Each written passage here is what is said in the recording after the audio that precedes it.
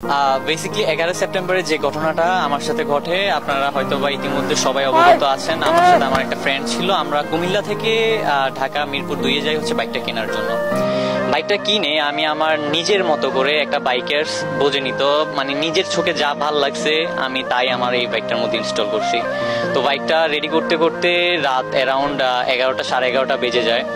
দেন ওইখান থেকে আমি আবার চলে যাই তেজগাঁওতে, ওইখানে রেস্ট করি প্রায় আধা ঘন্টার মতো আমার একটা ফ্রেন্ডের বাসায়।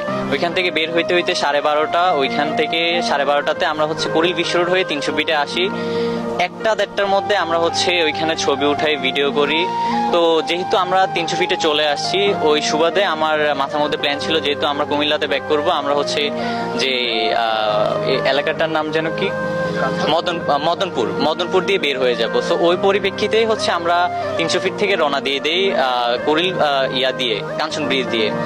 কাঞ্চন ব্রিজটা পার হওয়ার 5 থেকে 10 মিনিট পরে হঠাৎ করে দেখি 2টা বাইক, 3জন যুবক, একটা ভার্সন 3 ছিল ব্লু কালারের, ও আমাকে 2 থেকে 3বার করে চাপ দেয়। তো চাপ দেওয়ার কারণে আমার মনে কেন জানি একটু সন্দেহ মানে জাগে। দেন হচ্ছে আমি যেহেতু ভিডিও করি, আমার হেলমেটের মধ্যে হচ্ছে একটা ক্যামেরা ছিল, তো ক্যামেরাটার সঙ্গে সঙ্গে আমি হচ্ছে ওপেন করি। অ্যান্ড ওই ক্যামেরাতে ধারণ করা ভিডিও আপনারা ইতিমধ্যে সবাই দেখেছেন যে আসলে কি কি ঘটেছিল। তো ওইখানে আমাকে অ্যারাউন্ড 5 থেকে 6টা কোপ দেওয়া হয়। এর মধ্যে আমার হাতের মধ্যে ডাইরেক্ট একটা কোপ লেগে যায়। আর আমার যে ফ্রেন্ড ছিল ফয়সালের মাথার মধ্যে 2টা, হাতের মধ্যে একটা লেগে যায়। দেন কল দেওয়ার পরে 999-এ পুলিশ আসছে। পুলিশ হচ্ছে ওইখানে ঘটনাস্থলে এসে আমাকে এবং আমার ফ্রেন্ডকে উদ্ধার করে।